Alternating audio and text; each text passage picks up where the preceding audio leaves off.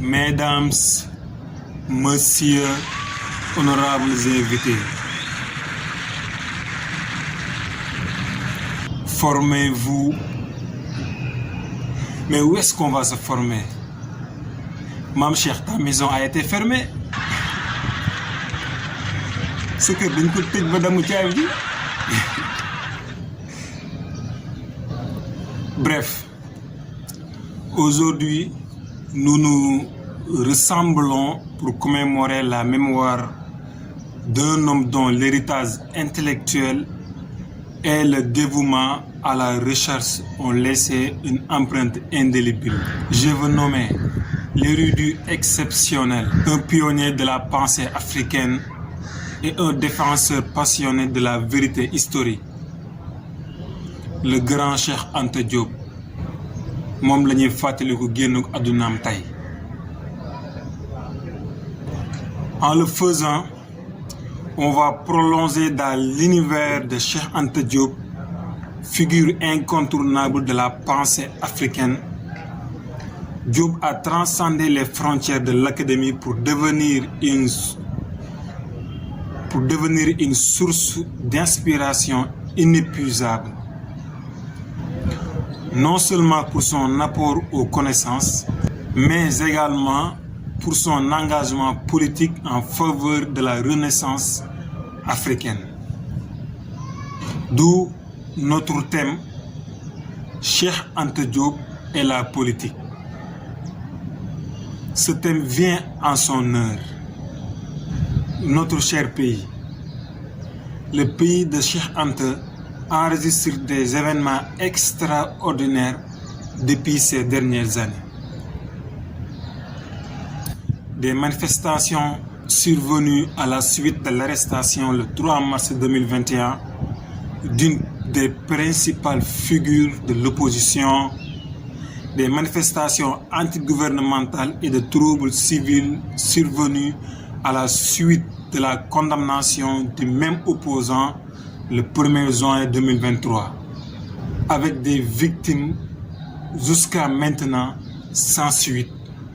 Récemment, des heurts ont éclaté le 4 février 2024 contre le report inédit de la présidentielle annoncée à la veille par le président.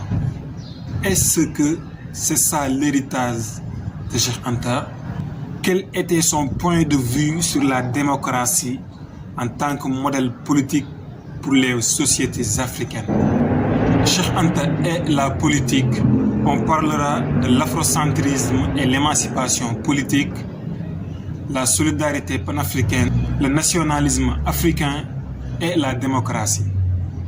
Mais tout d'abord, un peu d'aperçu sur cette personne. Qui était Cheikh Anta Diop? Né le 29 décembre 1923 à Tietou au Sénégal, Cheikh Anta s'est distingué dès son plus jeune âge pour une soif inextinguible de savoir. Il a élargi son champ d'investigation pour embrasser la linguistique, l'histoire et surtout la politique. Diop a posé les fondations de sa vision politique en prônant l'afrocentrisme, une idéologie qui plaide en faveur de la reconnaissance et de la célébration des contributions de l'Afrique à la civilisation mondiale.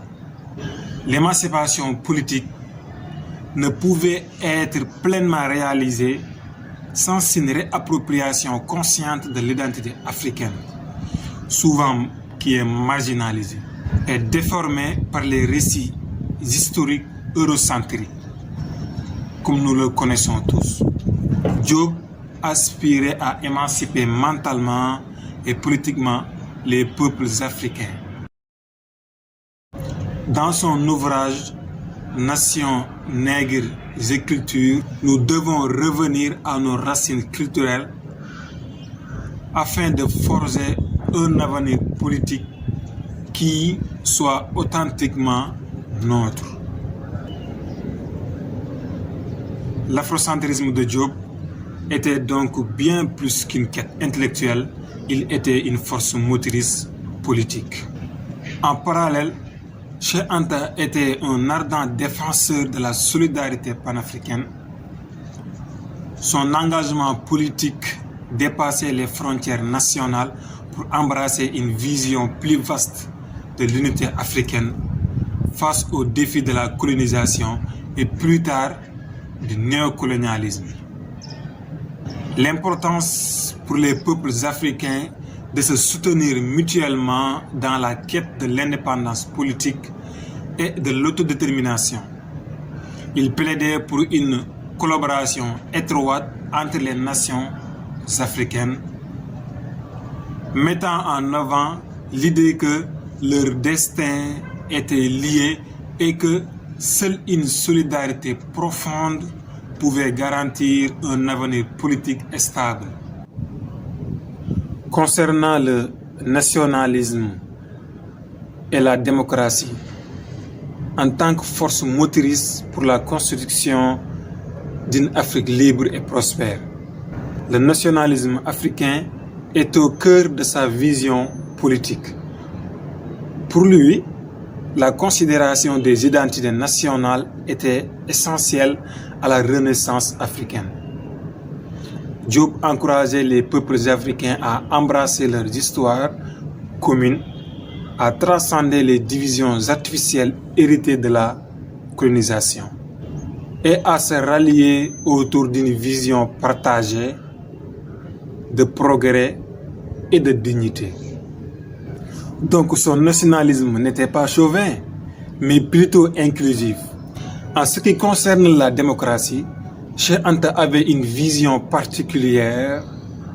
Il reconnaissait la nécessité d'institutions démocratiques, mais insistait sur le fait que ces institutions doivent être adaptées aux réalités africaines. Diop critiquait souvent l'importation aveuglée de modèles occidentaux sans considération pour les contextes culturels et historiques et spécifiques de l'Afrique. Il plaidait pour une démocratie qui intègre les valeurs africaines, favorise la participation populaire et s'attaque aux inégalités sociales. La démocratie ne devait pas être une simple réplique des systèmes occidentaux, non pas des copies-collées, mais plutôt un instrument d'autodétermination et de progrès social adapté aux besoins des sociétés africaines. La démocratie en Afrique doit être un moyen de réaliser la justice sociale, cher public. Diop appelait à une démocratie qui ne se contente pas des processus électoraux, mais qui garantisse également la participation active des citoyens dans la prise de décision politique et économique. Et c'est le cas de nos jours, cher public. C'est pourquoi, vers la Renaissance africaine, essai sur la culture et le développement africain, 1946-1960, il affirmait: la démocratie en Afrique ne peut être une simple imitation des modèles occidentaux. Elle doit être ancrée dans nos valeurs culturelles, favoriser la participation populaire et lutter contre les inégalités sociales qui entravent notre progrès collectif.